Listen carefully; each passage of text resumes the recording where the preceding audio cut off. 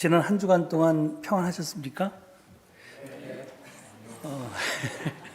씩씩하게 네라고 대답하시네요. 예. 22대 총선 결과가 이 탄핵 200석에 미치지 못해서 평안하지 못한 분도 계신 줄 압니다. 그 결과에 대해서 여러 평가와 해석이 있는데 정치평론가도 아닌 목사가 보탤 말은 없을 것 같고요.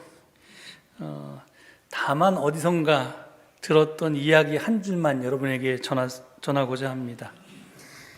이번 총선에서 108석을 얻은 국민의힘은 108번뇌에 빠졌다. 정말 그렇지 않습니까? 이게 물론 개헌 저지선, 탄핵 저지선을 넘겼다고 해서 좋아할 수도 있겠지만 사실은 야당 쪽이 넘겨서 이게 또 밀어붙일 때 반발도 심할 수 있고요. 또 그런데 지금 여당 쪽에서 여러 가지 하여튼 이러지도 못하고 저러지도 못하고 아마 건건마다 굉장히 골치 아플 줄 압니다. 그러니까 우리는 번뇌하지 말고요. 번뇌는 저 사람들이 하도록 넘겨주고 우리는 촛불혁명의 완수에만 전념하시면 될 것 같습니다. 예, 교회력으로 부활절 세 번째 주일인 오늘 우리에게 주어진 하나님의 말씀은 사도행전 3장 12절로 19절입니다. 이 말씀은 오순절 성령 강림 사건 이후에 베드로가 했던 두 번째 설교로 그 장소가 예루살렘 성전의 솔로몬 행각, 이어서 솔로몬 행각 설교라고도 부릅니다. 이 설교에는 이 초대교회가 선포했던 부활의 로고스가 들어있습니다. 바로 15절 말씀이 그것인데요. 여기 보면 여러분은 생명의 근원이 되시는 주님을 죽였습니다. 그러나 하나님께서는 그를 죽은 사람들 가운데서 살리셨습니다. 우리는 이 일의 증인입니다. 이렇게 되어 있습니다.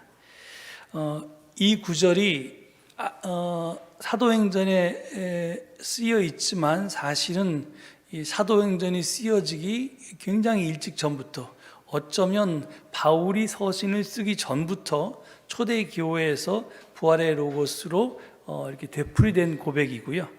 그러니까 성경에 있는 모든 부활 증언의 진원이 바로 이 구절입니다. 그런데 이 말씀을 이게 번역된 우리말 성경으로 읽어보면 이 초대교회가 선포했던 이 부활 로고스의 깊이를 우리가 가늠할 수가 없습니다. 그래서 이 그리스어 성경 원문을 놓고 씨름한 끝에 이 구절을 이 강일상 목사님이라는 분이 좀 다르게 사역을 했습니다. 개인적으로 번역을 했는데 거기 보면 여러분은 생명의 창시자를 죽였고 그런 그를 하나님께서 죽어있는 자들로부터 일으키셨습니다. 그의 증인들이 바로 우리입니다. 이렇게 했습니다.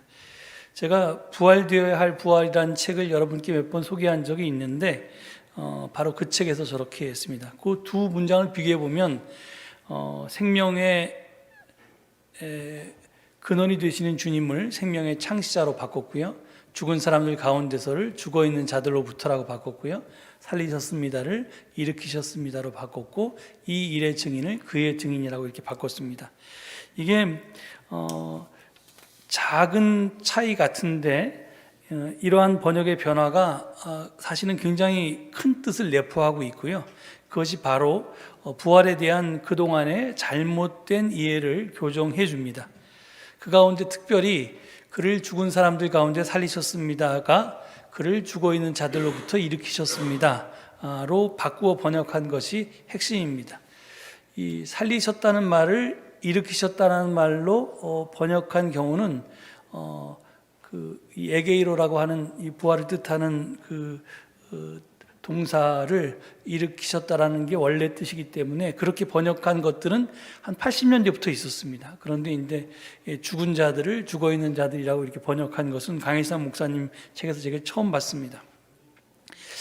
여러분, 부활이 무엇입니까? 죽은 사람이 다시 살아나는 것이 부활입니까?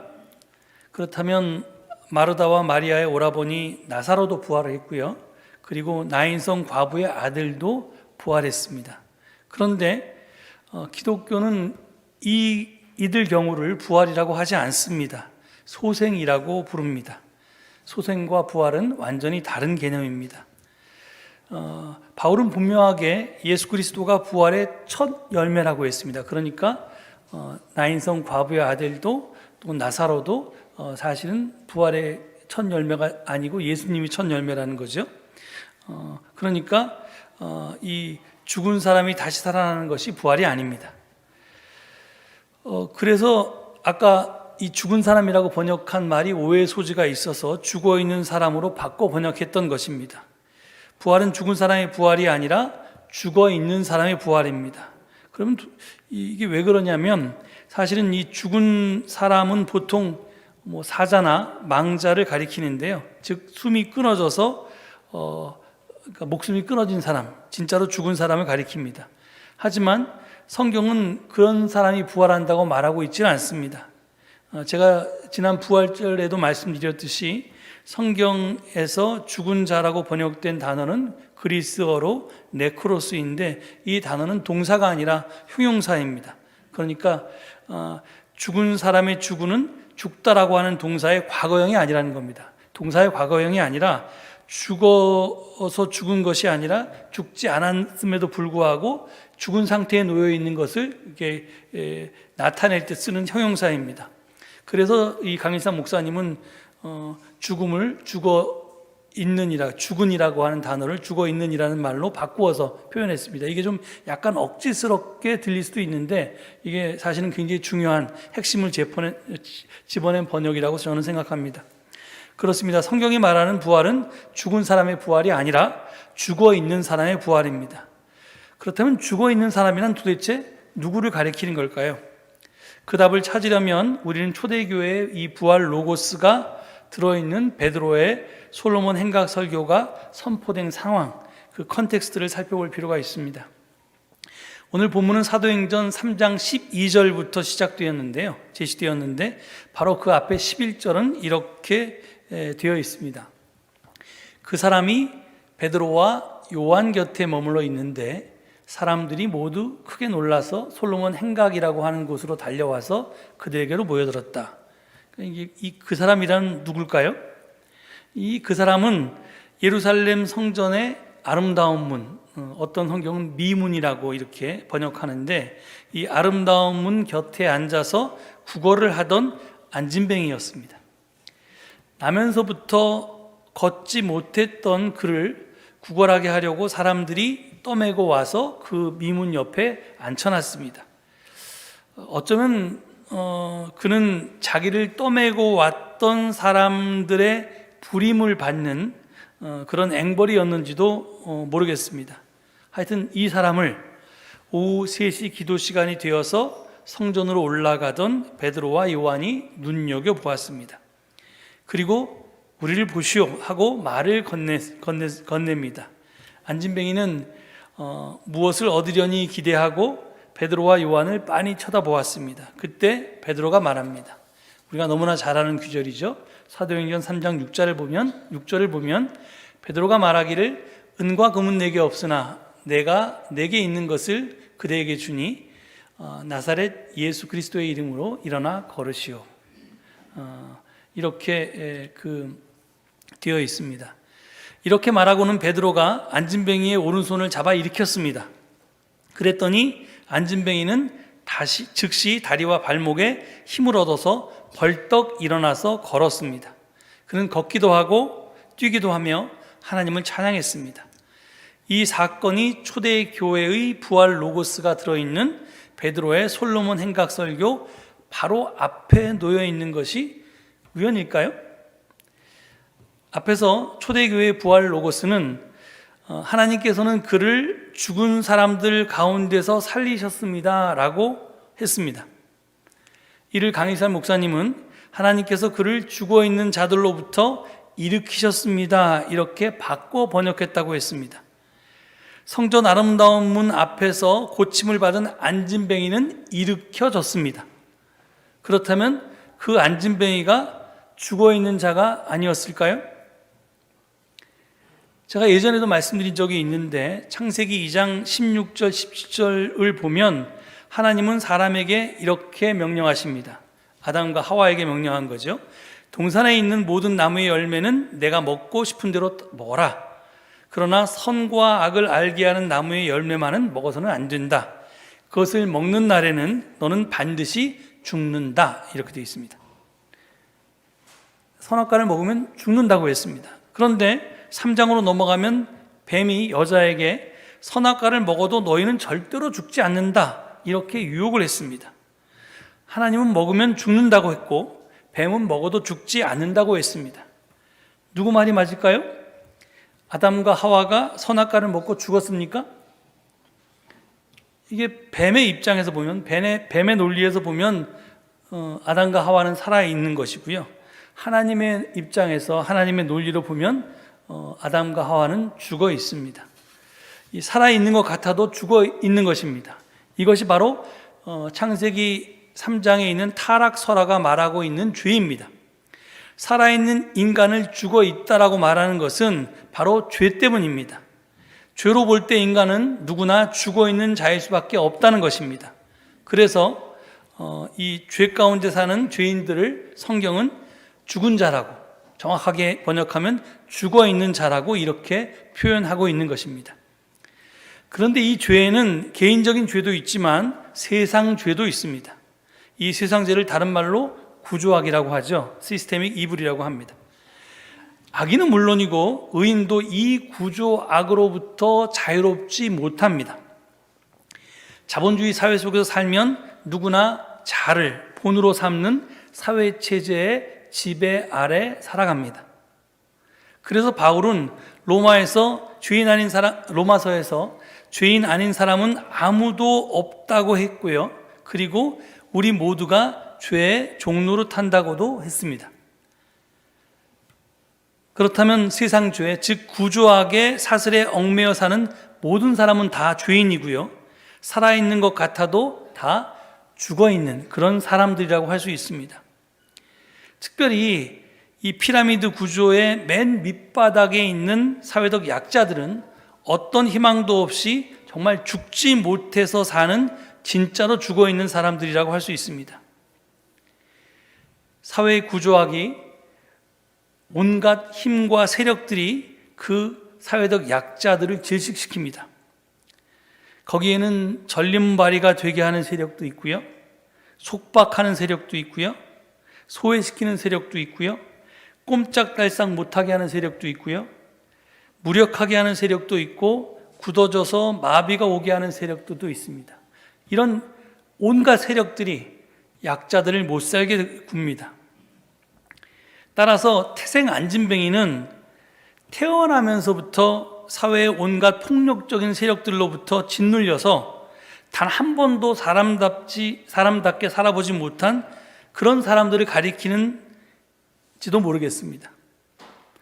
그들은 자기의 형편과 처지를 팔자나 운명으로 알고 체념한 채 자기를 꼼짝달싹 못하게 하는 그런 세력에 굴종하면서 쥐죽은 듯이 신체적, 정신적 안진뱅이로 살아갑니다. 그런데 베드로와 요한이 이런 안진뱅이를 보고 말합니다. 일어나 걸으시오. 이게 무슨 말입니까? 체념하고 주저앉아 있지 말라는 말 아닙니까? 팔자나 운명에 가위 눌려 포기하지 말고 정하라는 말 아닙니까? 아무것도 할 수 없다는 무력감을 떨치고 일어서라는 말 아닙니까? 세상은 원래 다 그렇다며 절망만 하고 있지 말고 그 세상에 대해서 봉기하라고 하는 말 아닙니까? 이렇듯 일어선 사람이 되는 것, 앉아있던 사람이 일어선 사람이 되는 것, 바로 이게 죽어 있는 자들로부터 일으켜짐이고요. 이것이 바로 성경이 말하는 부활입니다. 기독교가 말하는 구원의 실제 내용이 바로 이것입니다. 앞에서 인류는 죄 때문에 죽어 있다고 했습니다. 그 죄는 개인적 죄를 넘어서 세상 죄, 구조악이라고 했습니다. 그렇다면 세상 죄는 무엇이고 구조악은 무엇입니까? 간단히 말하면 힘 가진 소수가 힘없는 다수를 지배하고 다스리는 현실이라고 했습니다. 그런 세상 속에서 우리는 두 가지 선택 중에 하나를 택해야 합니다. 수단과 방법을 가리지 않고 어떻게 하든 내가 힘을 쟁취해서 힘을 가져서 남 위에 올라서서 남을 지배하든지, 아니면 그럴 힘이 없으면, 그럴 능력이 없으면 힘 있는 자 앞에서 납작 엎드려서 복종하며 살든지, 이 둘 중에 하나의 선택밖에 없습니다. 전자는 힘 가진 지배자로 사는 것이고요, 후자는 힘 없는 피지배자로 사는 길입니다. 강신주라고 하는 철학자가 한 책에서 전자는 님으로 사는 길이고 후자는 놈으로 사는 길이다, 이런 멋진 표현을 했다고 제가 소개한 적이 있습니다. 그런데 님이 될 것인가 놈이 될 것인가, 이건 우리가 하고 싶다고 마음대로 선택할 수 있는 그런 가능성이 별로 없습니다. 님으로 태어나면 님으로 살고요, 놈으로 태어나면 놈으로 사는 것이 일반적입니다. 자기가 태어날 때 들고 태어난 그 숟가락에 따라서 대충 나의 이후의 삶이 결정됩니다. 님이 놈으로 전락하는 일은 가끔 있습니다. 사업을 하다 망한다거나, 사고를 당해서 이렇게 된다거나, 여러 가지요. 혁명이 일어나서 쫓겨난다거나, 권자에서. 그런데 놈이 님으로 올라가는 일은 좀처럼 없습니다. 이렇듯 인간 사회는 늘 님과 놈이 구별되어 있었고요, 소수의 님이 다수의 놈을 지배하는 시스템은 변한 적이 없습니다. 그러다가 인류 역사에서 돌연변이 같은 사건이 벌어집니다. 그 사건은 놈이 자기가 놈이 아니라 님이라고 하는 진리를 자각하게 된 것입니다. 놈으로 태어났으니 평생 놈으로 살다가 죽는 것이 내 팔자고 운명인 줄 알았는데 나도 님이라는 사실을 깨닫게 된 것이, 이게 돌연변이입니다. 예수님 당대에도 님은 님으로 놈은 놈으로 살아야 했습니다. 그게 세상 이치고 도리고 팔자고 운명이었습니다. 그런데 예수님은 놈 주제에, 여관방에서도 못 태어나고 마구간 말구에서 태어난 주제에 님으로 사는, 이제까지 전혀 없던 길을 제시했습니다. 놈으로 태어나서 님으로 살겠다, 이랬습니다. 세상의 이치를, 세속의 도리를, 자기 팔자와 운명을 거슬러 살았습니다. 왜? 우리는 놈이 아니라 님이니까. 로마 황제나 그 하수인인 지배계급만이 님이 아니라 세상의 모든 사람들은 다 하나님의 사랑을 받는 존귀한 자녀니까. 더구나 우리는 하나님과 더불어서 하나님의 꿈을 이 세상에 실현하기 위해 부름받은 하나님의 동역자들이니까 우리는 당연히 님이라는 것입니다. 그래서 예수님은 당신 제자들에게 내가 너희에게 하늘나라의 열쇠를 주겠다. 네가 무엇이든지 땅에서 매면 하늘에서도 매일 것이고 땅에서 풀면 하늘에서도 풀릴 것이다 라고 말씀하시면서 전권을 주셨습니다. 또 사도 바울은 그리스도인들에게 이렇게 말했습니다. 여러분은 살아계신 하나님의 성전이고 하나님의 성령께서 머무시는 성소입니다. 여러분은 하나님께 바치는 그리스도의 향기이며 그리스도의 편지입니다. 여러분은 보통 사람이 아닙니다. 하잘 것 없는 질그릇처럼 보여도 그냥 질그릇이 아니라 여러분 안에는 하나님이 주신 보물이 담겨 있기에 여러분은 보물이 담긴 질그릇, 즉 보물상자입니다. 또 베드로전서는 뭐라고 했습니까? 우리를 선택된 민족이고 왕의 사제들이며 거룩한 결의이고 하나님의 소유가 된 백성이라고 하지 않았습니까? 이게 다 무슨 말입니까? 우리는 놈이 아니라 님이라는 것입니다. 이런 맥락에서 읽었을 때 성전 미문 곁에서 구걸하던 안진뱅이에게 베드로와 요한이 일어나 걸으라고 말한 것은 결국 당신은 놈이 아닙니다. 님입니다. 그러니까 이제부터 님처럼, 님으로 사십시오. 님답게 사십시오. 말한 것과 같은 뜻이었습니다. 그런데 베드로와 요한은 그냥 일어나 걸으라고 하지 않고 나사렛 예수 그리스도의 이름으로 일어나 걸으십시오 라고 말했습니다.